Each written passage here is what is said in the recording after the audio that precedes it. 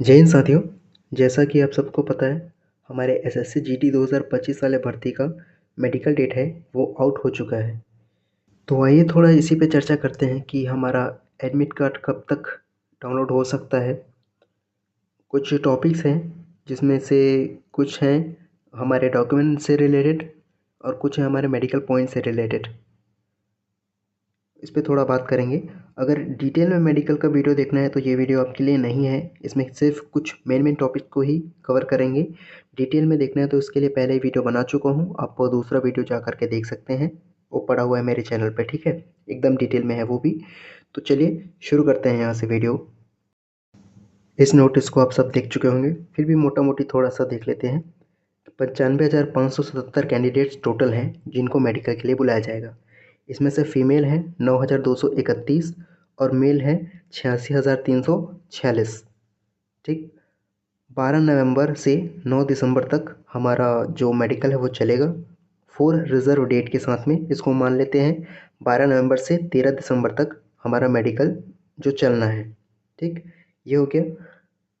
हमारा फिज़िकल जो कि हुआ था वो हुआ था केवल एक ही, सीआरपीएफ बिलासपुर में हुआ था फिज़िकल, ठीक है, पूरे छत्तीसगढ़ में एक। जबकि मेडिकल हमारा 2 सेंटर पे होगा, एक तो बिलासपुर में होगा और दूसरा होगा हमारे भिलाई में। ठीक, 2 सेंटर्स हमारे इस बार मेडिकल के लिए चूज़ किए गए हैं, जो 59 में से 2 हमारे हैं छत्तीसगढ़ के। थोड़ा बात कर लेते हैं एडमिट कार्ड कब तक डाउनलोड हो सकता है उसके बारे में। तो जिस दिन आपका मेडिकल होगा उससे 10 दिन पहले आपको ये पता चल जाएगा कि आपका मेडिकल कहाँ होना है। और जिस दिन आपका मेडिकल होने वाला है उससे 4 से 5 दिन पहले आपका जो एडमिट कार्ड है वो डाउनलोड हो जाएगा। ठीक है, इस पर कोई भी आपको परेशान होने की ज़रूरत नहीं है। ये आराम से आपको पता चल जाएगा 10 दिन पहले। ठीक, आप आराम से तैयारी कर सकते हो, अगर दूर है तो जाने वाने का कोई दिक्कत नहीं हुआ। अब कुछ ऐसे पॉइंट्स हैं 5-6, जो कि कुछ हैं हमारे डॉक्यूमेंट से रिलेटेड और कुछ हैं हमारे मेडिकल पॉइंट से रिलेटेड। इस पे थोड़ा बात कर लेते हैं। तो देखिए, अब फर्स्ट डाउट है कि एफिडेविट एक्सेप्ट होता है या नहीं। अगर हमारे नाम में या माता पिता के नाम में स्पेलिंग्स मिस्टेक हो गई तो एफिडेविट एक्सेप्ट होता है या नहीं। तो मैं अपना पर्सनल एक्सपीरियंस बता रहा हूँ पिछले साल का। मैंने अपने पिताजी के नाम में और माताजी के नाम में जो सरनेम होता है वो डाल दिया था उनके आधार कार्ड के हिसाब से। वहाँ पे मेरा चेक हुआ तो जो वहाँ पे ऑफिसर बैठे थे वो बोल रहे थे कि इसमें तो आपका सरनेम नहीं है, इसमें आपने सरनेम डाल दिया है। तो मैंने बोला कि सर, मैंने उनके उनके आधार कार्ड के हिसाब से फॉर्म भर दिया था। तो उन्होंने बोला कि नहीं, ऐसा नहीं होता है, 10th के मार्कशीट के हिसाब से ये चीज़ें होनी चाहिए ऐसा। तो मैंने बोला हाँ सर, मुझको उस समय पता नहीं था ऐसे ऐसा करके बोला। तो उन्होंने बोला ठीक है चलो, एफ़िडेविट बनवा के लाए हो ऐसे। तो मैंने बोला हाँ सर, गलती हुई थी मुझसे, तो मैंने एफ़िडेविट बनवा करके मैं लेके आया हूँ ऐसा। तो उन्होंने बस इतना ही पूछा। उसके बाद उन्होंने उसको मांगा भी नहीं, देखने के लिए मांगा भी नहीं, बस पूछा है या नहीं। मैंने बोला है, बस उन्होंने ठीक कर दिया, चलो ठीक है, हो गया आपका, ऐसा करके बोल दिया, बस इतना ही हुआ था। ये बात मैं बिलासपुर सीआरपीएफ सेंटर का बता रहा हूँ। ठीक है, बाहर का तो मुझे नहीं पता। यहाँ पर चल गया था मेरा पिछले साल। अब इस साल चलेगा या नहीं चलेगा इतना तो नहीं बोल सकता, बट पिछले साल चल गया तो इस साल भी चल ही जाएगा। ठीक है। दूसरा टॉपिक पे बात करते हैं, वो है हमारा क्रूशियल डेट का। ये भी बहुत लोगों का सवाल होता है। कई लोग मैसेज करके पूछ भी रहे थे मुझसे कि क्या भाई ऐसा चल जाएगा क्या ऐसा। तो क्रूशियल डेट भी चल जाता है। मेरा पर्सनल एक्सपीरियंस है, ये गलती भी मैंने करी थी कि जो मेरा कास्ट सर्टिफिकेट था एंड डोमिसाइल सर्टिफिकेट, वो क्रूशियल डेट के बाद वाला था। ठीक है, उसको उन्होंने चेक किया अपने हिसाब से और उन्होंने बोला भी नहीं कि ये तो क्रूशियल डेट के बाद का है, ये नहीं चलेगा। उन्होंने बोला भी नहीं क्रूशियल डेट के बारे में कुछ। ठीक है, उसको उन्होंने एक्सेप्ट कर लिया, बस हो गया। क्रूशियल डेट का पिछली बार चल गया था, जबकि हम एक सीट पे लगभग 4 से 5 लोग थे, फिर भी पिछली बार चल गया था। अभी तो केवल एक सीट पे 2 लोग हैं, तो वो लोग बाहर करने का कोई चांस है ही नहीं, बाहर नहीं करेंगे। ठीक है, इस बार भी चल जाएगा। क्रूशियल डेट की बात का है, मतलब क्रूशियल डेट के पहले का है तो लेकर जाओ, अगर बात का है तो भी लेके जाओ। ठीक है, बात का है तो कुछ कर ही नहीं सकते ना, डेट पीछे करके तो बनवा नहीं सकते। तो इसमें आप कुछ कर नहीं सकते, तो लेके चले जाओ, कोई भी दिक्कत नहीं होगी इसमें। एक होता है हमारा सेंट्रल कास्ट सर्टिफिकेट। मुझे पता है बहुत लोगों ने आपने बनवा लिया होगा, पर अगर किसी ने नहीं बनवाया होगा ये उनके लिए है।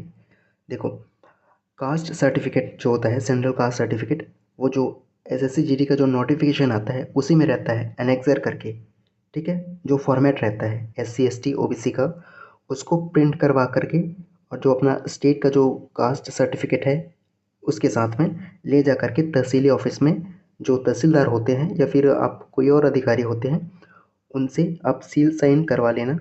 वही बन जाता है हमारा सेंट्रल कास्ट सर्टिफिकेट। उसी को ले जा करके उनको दिखाना होता है। इसमें केवल 2 दिन लगता है, एक भी रुपये खर्च नहीं होता है। अब कहीं पर होता होगा भाई, ले लेते होंगे घूस वूस, तो वो मैं नहीं बोल सकता। हमारे यहाँ बिलासपुर में 1 भी रुपया नहीं लगता है।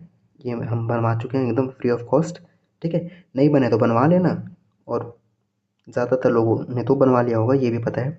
चलो, ये हो गया हमारा डॉक्यूमेंट से रिलेटेड चीज़ें। अब मेडिकल के कुछ ऐसे पॉइंट्स हैं जिसमें बहुत ज़्यादा लोग री मेडिकल मिलता है, बहुत ज़्यादा लोगों को, जिसमें मुझे भी मिला था पिछली बार। मेरी कुछ गलतियों के कारण या हड़बड़ा जाने के कारण ऐसा बोल सकते हैं। तो देखिए, एक चार्ट होता है हमारा, जैसे कि हमारा ये चार्ट है। अब ज़्यादातर सेंटर्स में यही चार्ट होते हैं, ये यूनिवर्सल चार्ट है ऐसा बोल सकते हैं, ठीक है। पिछले बार सीआरपीएफ हमारे बिलासपुर में भी यही था।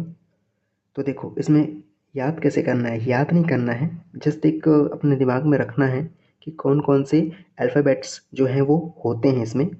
केवल नीचे का रखना है 2 लाइन, जो कि हमारा 6/6 और 6/9 का है, ठीक है। इसमें आपको देखना है जैसे कि नीचे वाला लाइन में जैसे एम है, तो उस लाइन में एन नहीं होगा। जैसे सेम सेम जो चीज़ें होती हैं ना, वो चीज़ें नहीं होती। एम है तो एन नहीं होगा। जैसे एक्स है तो एक्स से रिलेटेड डब्लू होता है, तो डब्लू नहीं होगा उसमें। इस प्रकार से, ठीक है, चीज़ों को आपको देखना है। एक्स है तो एक्स से रिलेटेड थोड़ा एक्स, जैसे आर भी बनता है तो वैसे आर भी नहीं होगा। ऐसे चीज़ों को रट के जाना है थोड़ा। ये जो जिनको धुंधला दिखता है ये उनके लिए है, बाकी जिनकी आँख वाँख सही है उनके लिए ये वीडियो नहीं है, ठीक है। ये पॉइंट, ये टॉपिक नहीं है। तो ऐसा थोड़ा सा रट करके चले जाना और वहाँ पे मदद मिलेगी बहुत ज़्यादा। एक हमारा पॉइंट बनता है मुँह का, जिसमें दाँत मोस्ट इम्पॉर्टेंट है। देखो, दांत आपके मिनिमम होने चाहिए कम से कम 28, ठीक। दांतों में कोई भी गंदगी नहीं होनी चाहिए। दांत सड़े गले नहीं होने चाहिए, कीड़े लगे हुए नहीं होने चाहिए। अगर ऐसा है तो साफ़ करवा लो। और नॉर्मल है आपके दांत, आपको तो पता ही होगा ना, आपके मुंह है, आपका दांत है, तो साफ़ कराने की ज़रूरत है या नहीं ये पता है आपको। अगर ज़रूरत नहीं है तो मत करो सफाई। कोई भी ऐसा नहीं है कि सफाई करा कर ही जाना है।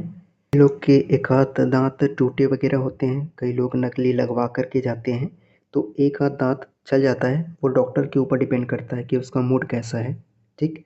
मूड अच्छा है तो आपको पास कर देंगे, नहीं है तो फिर हम री मेडिकल में भेज देंगे, ठीक है। वो टोटल उनके ऊपर होता है। ये हो गया दांत के बारे में। अब एक पॉइंट है हमारा कान। क्या कान की सफाई कराना ज़रूरी है क्या? तो देखो, कान का चेकअप जो है वो इस प्रकार की मशीन से किया जाता है, ठीक है। मशीन को कान के अंदर पूरा इंसर्ट करते हैं और उसमें आपके कान के पर्दे को चेक करते हैं। अगर आपके कान में ज़्यादा ही मैल है तो आप उसको साफ़ करवा लो, ये अच्छा होगा। और अगर नहीं है, ये आपको तो पता ही होगा, आपका कान है, उसमें मैल अगर नहीं है ज़्यादा, तो साफ़ कराने की कोई ज़रूरत नहीं है। वैसे भी बहुत ज़्यादा दिन अभी रह नहीं गए हैं, ठीक। अगर करा सकते हो तो करा लो, नहीं करा सकते तो कोई भी दिक्कत वाली बात नहीं है इसमें, ठीक है, आराम से पास हो जाते हो। आपके कौन से बॉडी पार्ट में दिक्कत है, कौन से बॉडी पार्ट में दिक्कत नहीं है, ये आपसे बेटर कोई नहीं जान सकता, वो डॉक्टर भी नहीं जानता है। सीधी बात बताता हूँ मैं ऐसे। अब एक पॉइंट ये भी है जिसमें ज़बरदस्ती लोग री मेडिकल का पॉइंट दे करके आ जाते हैं खुद को। बीपी, जब डॉक्टर आपका बीपी मेजरमेंट कर रहा है, एकदम शांत रहना है, दिमाग को एकदम शांत रखना है, ठीक है। थोड़ा सा भी अगर घबराहट, अंदर घबराहट वगैरह हुई, बीपी अप डाउन होगा, तो उसमें आपको री मेडिकल वो दे देगा, ठीक है। कई लोग को बाहर भी किया गया है इसमें भाई, इसको बहुत हल्के में मत लेना, ठीक है। शांत रखना अपने आप को एकदम, इसमें कोई प्रॉब्लम नहीं होगी शांत रखोगे तो। ज़्यादा घबराओगे तो फिर दिक्कत हो सकती है, ठीक है। अगला पॉइंट है हमारा कि अगर आप मेडिकल कराने जा रहे हो तो आपके जितने भी अंडर आर्म्स के बाल हैं या प्राइवेट पार्ट्स के जो बाल वगैरह हैं, उसको आप बढ़िया साफ़ सुथरा करके जाओ डॉक्टर। चलो, आज जो हमको डिस्कस करना था वो हमने कर लिया। वीडियो थोड़ी लंबी बन चुकी है भाई, तो थोड़ा एडजस्ट कर लेना। ये मेरे पर्सनल एक्सपीरियंस है जो मैंने आपको बताया है। जो मुझसे कुछ गलतियाँ हुई थी वो ये कुछ टॉपिक्स हैं। अगर डिटेल में वीडियो देखना है मेडिकल का तो पहले ही मैं वीडियो बना चुका हूँ अभी कुछ दिन पहले। उसको चैनल पे विज़िट करके जा कर के देख लेना, नहीं तो लिंक मैं डिस्क्रिप्शन में डाल दूँगा। ठीक है, बस इतना ही आपसे बात करना था। चलो, ऑल द बेस्ट। अब मिलते हैं किसी नए वीडियो में। कट ऑफ की वीडियो बनाऊँगा मेडिकल हो जाने के बाद, तब देखते हैं।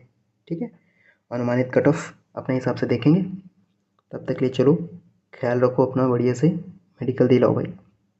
चलो, जय हिंद, जय भारत।